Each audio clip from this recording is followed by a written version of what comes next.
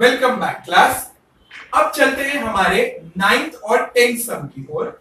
जैसा कि मैंने आपको पहले ही बता दिया था, 9th और 10th बेटा स्टैंडर्ड 8th के कंसेप्ट को लेकर आता है। तो आप सोचोगे सर जब वो 8th का कंसेप्ट है तो वो हमें क्यों सिखाया जा रहा है, but the practical thing is बेटा 8th के अंदर आपको इसी पैटर्न के सम आएंगे, दैट इज जहां पर स्क्वायर रूट निकल रहा है आपको निकालना नहीं आ रहा है, that is the only difference. अगर अब आप ध्यान से देखोगे तो आप मुझे बोलोगे सर 1/2 का स्क्वायर रूट नहीं निकलता, 8 का स्क्वायर रूट नहीं निकलता, तो आप अभी क्या करोगे इसके साथ? मेरा कुछ नहीं, थोड़ा सा दिमाग लगाना पड़ेगा। पहली बात तो 1/2 एक फ्रैक्शन है, ठीक है, और फ्रैक्शंस जो होते हैं ना इनका स्क्वायर रूट निकलता है, बट यहां पर कुछ और ही मामला है। क्या है आप जरा ध्यान से देखना। यहां पर है बेटा 1/2 which is half a fraction, और यहां पर है 8 विच इज अ नंबर। ठीक, अब फ्रैक्शन और नंबर साथ में क्या कर रहे हैं? द फर्स्ट थिंग, या तो वो नंबर देते, या तो वो फ्रैक्शन देते, या तो वो नंबर और फ्रैक्शन दोनों नहीं देते, but this time they have given you fraction and a number together. उस टाइम पर आपको अपने दिमाग को थोड़ा दौड़ाना पड़ेगा, और वो क्या है बेटा? That is you have to take out common. आपको कॉमन निकालना पड़ेगा। तो फिर क्वेश्चन आता है, बोले सर हाफ और 8 में क्या कॉमन होएगा? बिकॉज देखो y स्क्वायर और z स्क्वायर दो अलग अलग वेरिएबल हैं, तो इन दो में से तो कुछ भी कॉमन निकलने वाला नहीं है। तो बचा कौन? एक है हाफ और दूसरा है 8। तो अब अपने को डिसाइड करना है क्लास कि हाफ और 8 में क्या कॉमन आ सकता है। सो सिट स्ट्रेट एंड सी क्या करना है। सबसे पहले आप लिखोगे इधर it can also be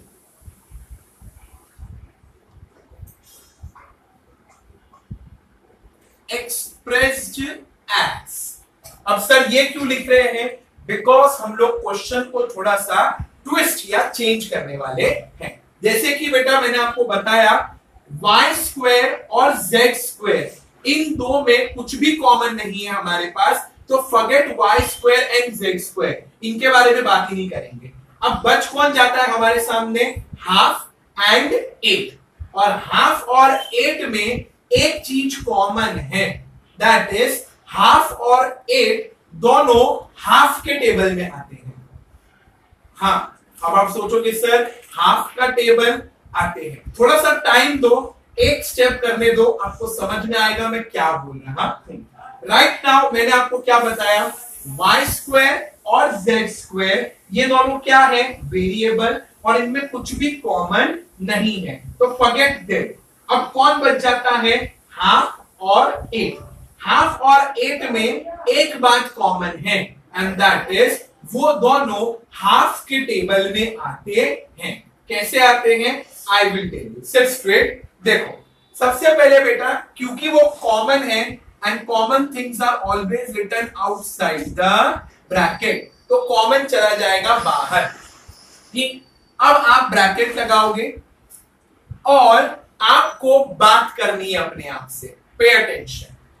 half इधर भी है, हाफ ऊपर भी है, क्या नहीं है हमारे पास? खाली y स्क्वायर, तो हम लगाएंगे इधर y square minus sign brought down, minus sign brought down. अब आप सोचो आप हाफ को कितनी बार लोगे तो वो जाकर 8 बन जाएगा। 8 आप सब जानते हो हाफ प्लस हाफ होता है 1। ऐसा हाफ कितनी बार लेंगे हम तो वो आगे जाकर बन जाएगा 8। तो आंसर है 16। अगर आपके पास 16 हाफ होंगे, आप अपने बुक में या अपनी आंसर शीट में 16 बार हाफ हाफ हाफ हाफ लिखोगे तो वो आगे जाकर बन जाएगा 8, करेक्ट। तो अब मैं लूंगा ब्रैकेट के अंदर 16 और z स्क्वायर ब्रॉट डाउन। तो फिर क्वेश्चन आता है माइंड में कि सर हमें चाहिए 8, आपने लिया है 16, ये चल क्या रहा है? तो मैं आपको समझाता हूं क्या चल रहा है। देखो ये है हाफ, तो आप लिखोगे इधर हाफ। ब्रैकेट का मतलब होता है मल्टीप्लाई, ब्रैकेट का मतलब multiply. 16z square, 16z square, 2 1 सा 2 8 सा 1 मल्टीप्लाई बाय 8 8z स्क्वायर। यही चाहिए था आपको, करेक्ट? तो वो आ गया है। दैट इज हाफ कॉमन होने की वजह से हमें क्या लेना पड़ेगा 16, बिकॉज न्यूमरेटर में वो नंबर लिखा जाएगा जो 2 से डिवाइड होकर आंसर देगा 8, इसीलिए हमने लिखा है 16z स्क्वायर। जब इसका हाफ करेंगे तो अपने आप आंसर क्या आ जाएगा 8z स्क्वायर, और जैसा हमें चाहिए, करेक्ट। सो हम लोगों ने हाफ को बाहर लिया, ओपन ब्रैकेट, हाफ ऊपर है हाफ नीचे है, क्या नहीं था y स्क्वायर को लगा दिया y square, minus sign brought down. और फिर अपने आप से पूछो हाफ कितनी बार लोगे, हाउ मेनी टाइम्स आप लोगे, तो आपको चलकर आगे 8 मिलेगा 8। So the correct answer is 16 times लेना पड़ेगा, इसीलिए 16 और z स्क्वायर ब्रॉट डाउन। अब आप ध्यान से सुनोगे मेरी बात। जब हम लोग स्कूल जाते थे ना बेटा, दैट इज ये लॉकडाउन और ये सब कोरोना से पहले एक बात होती थी, और वो था हम सबके बैग में एक रफ नोटबुक रहती है। उसका कोई काम नहीं होता है, वो हर रोज स्कूल जाती है, हर रोज स्कूल से घर आती है, लेकिन जब हमें उसकी जरूरत होती है तब वो हमारे बहुत काम भी आती है। यस, एट प्रेजेंट हमारे टाइम टेबल को अगर आप देखोगे तो कहीं पर भी रफ बुक लाने के लिए नहीं कहा जाता है, but then too we carry the rough book in our school bag. वो क्यों? बिकॉज जब जरूरत पड़ेगी तब हम उसे निकालेंगे। इन द सेम वे बेटा, ये जो हाफ है ना हाफ, अब ये हमारे लिए एक रफ बुक की तरह है, ये हर स्टेप में हमारे साथ चलेगा, इनफैक्ट आंसर में भी हमारे साथ रहेगा। आप चाहो या न चाहो उससे कोई फर्क नहीं पड़ता है, हाफ को हर स्टेप में आपको लिखना ही पड़ेगा। दैट इज इक्वल टू का लेफ्ट हैंड साइड जब शुरू करेंगे तब स्टार्ट करेंगे हाफ के साथ, और जब इक्वल टू का राइट हैंड साइड शुरू करेंगे तब भी शुरू करेंगे हाफ के साथ, because half is just like our rough book जो बैग में रहती है, हर रोज स्कूल से घर, घर से स्कूल, स्कूल से घर ट्रैवल करती है। फाइन, अब आप ध्यान से देखो, y स्क्वायर, इसका स्क्वायर रूट निकल के बन जाएगा y, बीच में है माइनस साइन, 16 का स्क्वायर रूट बन जाएगा 4, और z स्क्वायर का स्क्वायर रूट बन जाएगा z। आपने क्या नोट किया, ब्रैकेट के अंदर जो है उन सभी का स्क्वायर रूट निकल रहा है। यस, तो अब आपका स्टेप हो जाएगा the square root of y square is equals to y। फिर आप लिखोगे the square root of 16z square is equal to, 16 का स्क्वायर रूट होता है 4 और z स्क्वायर का स्क्वायर रूट होता है z। सो करेक्ट आंसर है 4z। फिर आप एक लाइन लीव करके लिखोगे यूजिंग द फॉर्मूला, और फॉर्मूला क्या है, a square minus b square, a square minus b square is equals to a plus b, a minus b. फिर आप एक लाइन लीव करके लिखोगे वेयर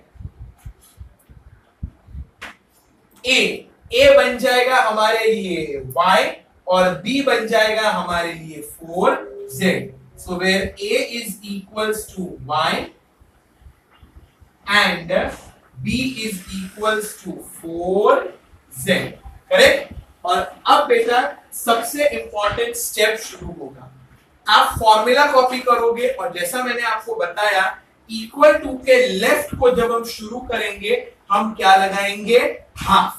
और जब इक्वल टू का राइट लिखेंगे तब भी क्या लगाएंगे, हाफ. बिकॉज ये हाफ क्वेश्चन के पहले लग गया है और क्वेश्चन के पहले लगने की वजह से हर स्टेप में उसको कॉपी करना जरूरी है. So now first we will copy the formula. a square minus b square is equals to a plus b, a minus b. अब आप इक्वल टू के लेफ्ट हैंड की शुरुआत कर रहे हो और जब आप शुरू करोगे तो आपको सबसे पहले लिखना पड़ेगा इधर हाफ. करेक्ट. आप बेटा ऑलरेडी राउंड ब्रैकेट का इस्तेमाल कर चुके हो तो अब हम इस्तेमाल करेंगे square bracket. Because round bracket से बड़ा होता है स्क्वायर और स्क्वायर से बड़ा होता है कर्ली ब्रैकेट. फाइन. तो अब हम सबसे पहले लगाएंगे स्क्वायर ब्रैकेट. a का square, what is a for us, y. तो हम लिखेंगे y स्क्वायर माइनस b का square, what is b for us, 4z. तो लिखेंगे 4z square square bracket close is equal to. ध्यान देना इक्वल टू के लेफ्ट में अगर आपने हाफ लिखा है तो ये कंपलसरी है अब इक्वल टू के राइट में भी लिखना पड़ेगा. क्यों सर? वेरी कॉमन सेंस है. आप जब कोई भी सामान या वजन का सामान, जैसे फॉर एग्जांपल आधा किलो आप पोहा खरीदने गए, अंकल अगर आधा किलो का वजन रखे और बाजू वाले में पोहा ही नहीं डाले तो आपको आधा किलो मिलेगा? नो. दूसरा एग्जांपल, अंकल आधा किलो पोहा डाले लेकिन आधा किलो का वजन ही रखे नहीं तो आपको पता चलेगा आधा किलो कितना होता है? नहीं ना. आधा किलो कब पता चलता है? जब लेफ्ट और राइट दोनों क्या हो जाते हैं हमारे लिए, बैलेंस. कहने का मतलब है बच्चे कि जब आपने हाफ लेफ्ट में लिखा है तो अब ये कंपलसरी है कि आपको वो हाफ राइट में भी लिखना पड़ेगा. इसीलिए हाफ लेफ्ट में भी लिखेंगे और हाफ राइट में भी लिखेंगे. अब राइट हैंड साइड की शुरुआत हो रही है so we will write here half. Brackets लगाएंगे a plus b that will become y plus 4z, y plus 4z. और दूसरी बार लिखेंगे y minus 4z. अब जो लोग सिंसियरली ध्यान दे रहे हैं ना उनको एक डाउट आता है मन में कि सर आपने इधर स्क्वायर ब्रैकेट लगाया और इधर आपने स्क्वायर ब्रैकेट नहीं लगाया. तो बेटा इट्स वेरी कॉमन सेंस. हमें स्क्वायर निकालना है ना. स्क्वायर निकालने के लिए हमें कौन से ब्रैकेट का इस्तेमाल करना पड़ता है? राउंड. तो राउंड से बड़ा कौन सा होता है हमारे लिए? स्क्वायर. इसीलिए राउंड ब्रैकेट इस्तेमाल करने के लिए हमें स्क्वायर ब्रैकेट पहले लगाना पड़ता है. अब वापस से इस हाफ को ब्रॉट डाउन करो जैसे आपकी रफ बुक होती है. y का square means y multiply by y. वापस से हाफ को ब्रॉट डाउन करो, y मल्टीप्लाई बाय y हो जाएगा y square minus sign brought down minus sign brought down. अब है आपका 4z स्क्वायर. तो आप उसको कैसे लिखोगे? 4z multiply by 4z bracket close. 4 multiply by 4 16, z multiply by z, z square.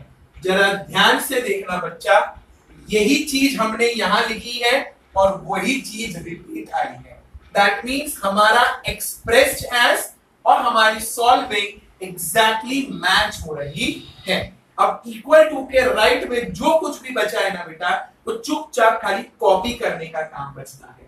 That is half open bracket y plus 4z y minus 4z is equals to half y plus 4z y minus 4z और and में एक line leave करके बेटा हमें लिखना है answer half open bracket y plus 4z और y minus 4z। अगर अब आप ध्यान से, आपने अभी तक 6 सम सॉल्व किए हैं, अगर आप ध्यान से देखोगे ना तो हमने कुछ भी नया नहीं किया है, हमने खाली इस हाफ को बाहर निकाला है और हर स्टेप में देखो half half half half half half को कैरी फॉरवर्ड किया है। इसीलिए मैंने आपको एग्जांपल भी रफ बुक का दिया। मंडे टू फ्राइडे या सैटरडे वो रोज स्कूल जाती है, रोज स्कूल से आती है, कभी कभार ही काम आता है, बिकॉज उसका काम ही नहीं पड़ रहा है अभी। इन द सेम वे बेटा हमने एक बार हाफ को कॉमन ले लिया और उसके बाद कहीं पर भी उसका काम नहीं था, बस खाली उसको हर स्टेप में हमें बैलेंसिंग एक्ट, लेफ्ट और राइट बैलेंस मेंटेन रहे, इसलिए उसको कॉपी कॉपी कॉपी करे जा रहे थे। क्लियर? सो आई होप बच्चा ये सम समझ में आया होगा। द फर्स्ट थिंग, इसी पैटर्न के सम बेटा 8th में आते हैं, जहां पर आपको कॉमन ढूंढना ही पड़ेगा। You will not get all spoon feeding कि 4 रहेगा उसका स्क्वायर रूट 2 आ जाएगा, 25 रहेगा उसका स्क्वायर रूट 5 आ जाएगा, ऐसा कुछ भी नहीं आता है। सब ऐसे ऊट पटांग से सम आते हैं। अब जैसे कि आपका 10th सम, वो भी सिंपल है लेकिन वही सेम ट्रिक पे चलेगा, तो हम उसको भी सॉल्व करने के बाद एक बार फिर समझने की कोशिश करेंगे। Till then take care of yourself and